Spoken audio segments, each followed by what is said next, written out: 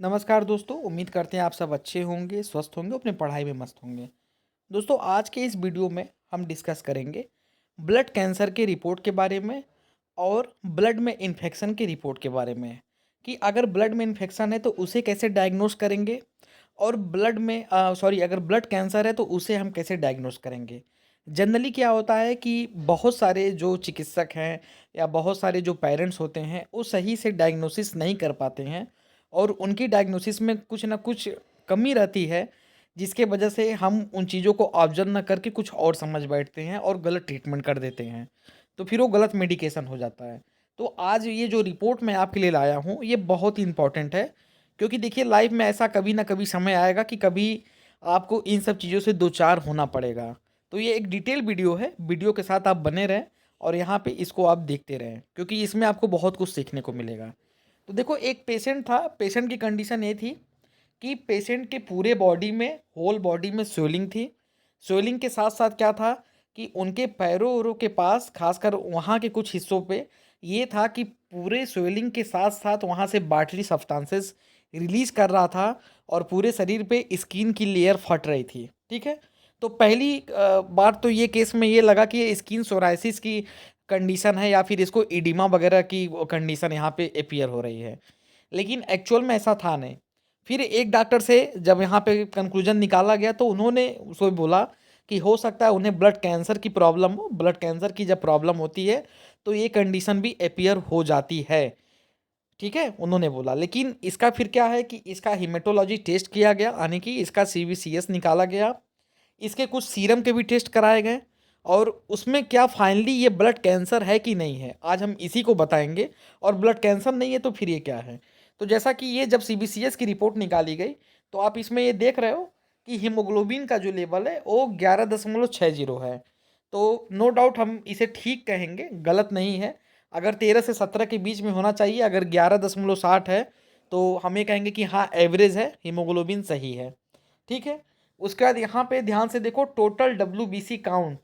तो total WBC count को आप देखोगे, ये कितना है? ये आपका 21.16 थाउजेंड प्रति माइक्रोलीटर, यानी कि 21,000 से भी ज़्यादा है प्रति माइक्रोलीटर में। और इनकी रेंज कितनी होनी चाहिए? इनकी रेंज होनी चाहिए 4,000 से 10,000 के बीच में, यानी कि इनका डब्ल्यूबीसी बढ़ा हुआ है, डब्ल्यूबीसी 21,000 चला गया है, जो कि अपने में बहुत ज़्यादा है, ठीक है? उसी तरह से आरबीसी पे आप देखोगे तो आरबीसी की भी वैल्यू भी हमें ठीक-ठाक दिख रही है। जनरली 4.5 होना चाहिए मिलियन में, यानी कि 4.5 लाख के आसपास होना चाहिए। लेकिन ये आपका देखो कितना गया, ये गया है आपका 3.54 लाख के आसपास गया है। तो ये भी एवरेज है, इसको भी हम अच्छा नहीं कहेंगे, लेकिन हाँ, एवरेज है। फिर उसी तरह से आप पीसीबी देख लो, तो पीसीबी भी इसकी जो है यहाँ पे कम आई है, क्योंकि जब आरबीसी यहाँ पे कम है तो जाहिर सी बात है पीसीबी भी ऑटोमेटिक कम हो जाएगी। और पीसीबी कम होगी तो एमसीवी भी अगर हम वैल्यू निकालेंगे तो ये भी हमें जो है एक रिफरेंस रेट में ही मिल जाएगा। ये कि 101 नहीं है, लेकिन ये ठीक है, ठीक है। एमसीएच, एमसीएच भी यहाँ पे इनका देखो नॉर्मल ही है, ये कम नहीं है। फिर एमसीएचसी, ये भी क्या है कि इनका ठीक है। अब यहाँ पे और नीचे आ जाओ, यहाँ पे देखो, आप देखो न्यूट्रोफिल्स इनका देखो, न्यूट्रोफिल्स यहाँ पे इनका ए बी एवरेज है, न्यूट्रोफिल्स भी यानी कि गड़बड़ नहीं है। फिर आप जब लिम्फोसाइट पे आते हो तो लिम्फोसाइट यहाँ पे देखो, ये आपकी कम हो गई हैं। लिम्फोसाइट यहाँ पे 15 यहाँ पे शो कर रहा है, ठीक है। और इसेनोफिल्स पे जब आप आते हो तो इसेनोफिल्स बहुत ज़्यादा बढ़ा हुआ है, करीब यहाँ पे ये 20 है और 1 से 6 रहना चाहिए। यानी कि प्रथम दृष्टता यहाँ पे क्या हो रही है इस रिपोर्ट में, इस पेशेंट की जो केस हिस्ट्री है इसको देख के समझ में आ रहा है कि इसका डब्ल्यूबीसी और इसेनोफिल्स यहाँ पे बढ़ा हुआ है, ठीक है। अब इसकी एक और रिपोर्ट है, उस रिपोर्ट पे आइए। अब यहाँ पे ध्यान से देखो, जो हम लोगों ने रिपोर्ट निकाली थी उसी में हमने एब्सोल्यूट भी इसका निकाला हुआ है। तो एब्सोल्यूट की अगर आप रेंज देख रहे हो, एब्सोल्यूट एसिनोफिल्स ये यहाँ पे बहुत ज़्यादा जा रहा है। ये इंडिकेशन दे रहा है 4,232, ठीक है। और इसकी जो रेफरेंस वैल्यू है वो आपकी होनी चाहिए 500 के आसपास प्रति माइक्रोलीटर में, यानी कि 500 का करीब करीब 8 गुना, 8 पचे 40, 8 से 9 गुना इसेनोफिल्स यहाँ पे बढ़ा हुआ है, ठीक है। बाकी सब अगर देखोगे तो बाकी सब लगभग में सामान्य है, इसको मतलब एवरेज हम कहेंगे, इसमें ऐसा कुछ गड़बड़ नहीं है।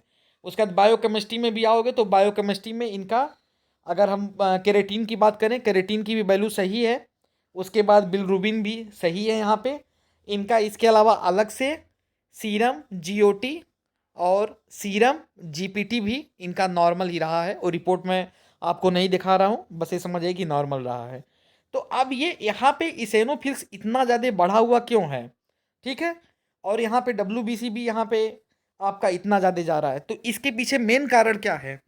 तो देखिए मेन कारण ये है कि पेशेंट जो है, पेशेंट के ब्लड में एक सीवियर इन्फेक्शन है, पेशेंट के ब्लड में एक सीवियर इन्फेक्शन है जो कि ठीक नहीं हो रहा है, जिसके वजह से इनका इसेनोफिल्स और डब्ल्यूबीसी बढ़ा हुआ है।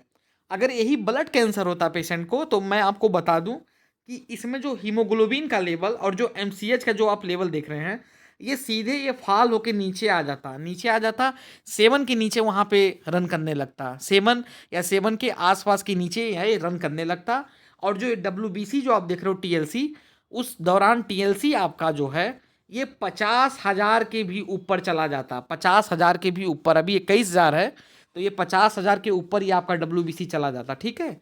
तो ये जो आप कंडीशन जो देख रहे हो, ये कंडीशन एक ब्लड इन्फेक्शन को बता रही है कि जिसमें इसेनोफिल्स बढ़ा हुआ है।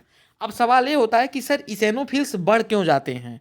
जैसे मेडिकल में टर्म में इसेनोफिल्स बढ़ गया, तो बहुत बच्चे कंफ्यूज रहते हैं कि इसेनोफिल्स बढ़ता है तो क्यों बढ़ता है। देखिए, जब भी हमारी बॉडी पे जब कोई पैरासाइट का अटैक होता है या फिर कोई इन्फेक्शन होता है, फंगल इन्फेक्शन होता है, चाहे कुछ भी होता है, ठीक है, तो उस दौरान क्या होता है कि हमारे इसेनोफिल्स ऑटोमेटिक जो है वो बढ़ जाते हैं, खासकर उस एरिया में वहाँ पे बढ़ते हैं जहाँ पे इनके इन्फेक्शन के चांसेस ज़्यादा हैं या जहाँ पे इन्फेक्शन काज्ड होता है, तो उस जगह पे ये बढ़ जाते हैं और उसको वहाँ पे जमा होके फिर उसको काटने का प्रयास करते हैं, मतलब उसे हटाने का प्रयास करने लगते हैं, जिसकी वजह से इसेनोफिल्स वहाँ पे बढ़ जाता है।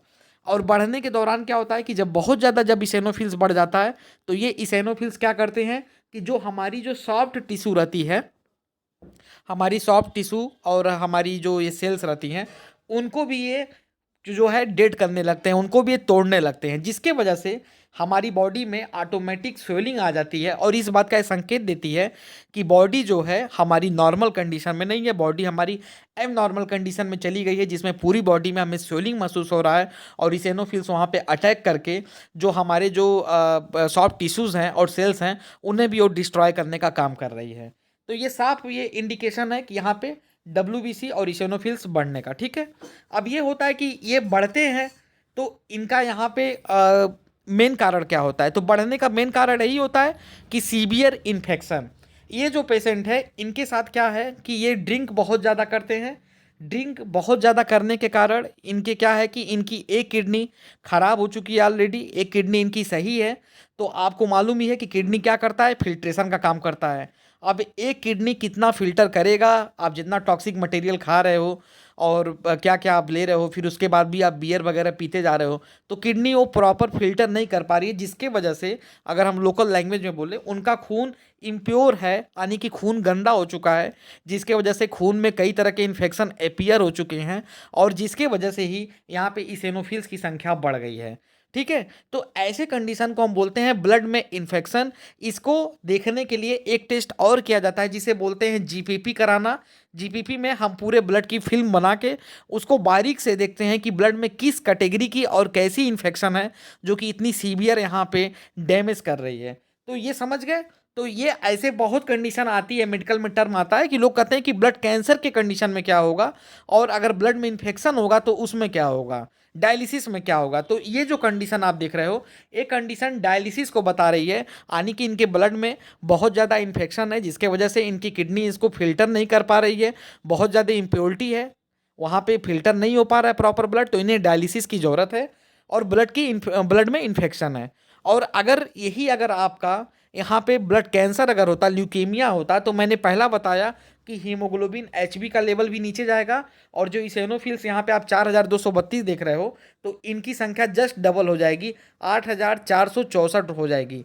तो ये यहाँ पे इंडिकेशन है कि ये ब्लड कैंसर है। और इसके अलावा सबसे इसका सिंपल मैं आपको बता दूं कैसे इसको आप आइडेंटिफाई कर सकते हो। अगर डब्ल्यूबीसी आपका 21.16 मान लो आ रहा है, कि चलो 4,000 है, 4 से 10,000 के बीच में होना चाहिए, 15,000 आ गया, 20,000 आ गया, 25,000 आ गया, वो नॉर्मल कंडीशन है। लेकिन किसी पेशेंट का अगर 50,000 के ऊपर जा रहा है WBC काउंट, 50,000, 55,000, 60,000, तो समझ जाओ कि इसको जो है ब्लड कैंसर है, यानी कि इसे ल्यूकेमिया है। और वो किस स्टेज का है उससे ये भी मालूम किया जा सकता है कि स्टेज 1 है, कि स्टेज 2 है, कि स्टेज 3 है, कि स्टेज 4 है।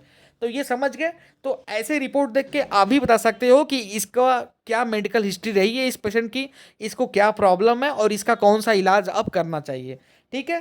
तो ये रिपोर्ट मैं आप लोग के लिए लाया था कि भाई रिपोर्ट देखो, रिपोर्ट में भी जानो कि भाई ब्लड कैंसर को कैसे डायग्नोस करोगे, ब्लड में इन्फेक्शन को कैसे डायग्नोस करोगे, और कैसे डायग्नोस करोगे कि पेशेंट की डायलिसिस चल रही है या फिर किडनी में इन्फेक्शन है। तो ये सारी चीज़ें आपको उससे रिलेटेड है। आई होप ये वीडियो आपको इन्फॉर्मेटिव लगा होगा। बाकी अगर आप चैनल पे नए हैं तो चैनल को लाइक और सब्सक्राइब कर लें, ताकि इससे रिलेटेड और भी कंटेंट हम आपको समय समय पे बता सके। बहुत बहुत धन्यवाद।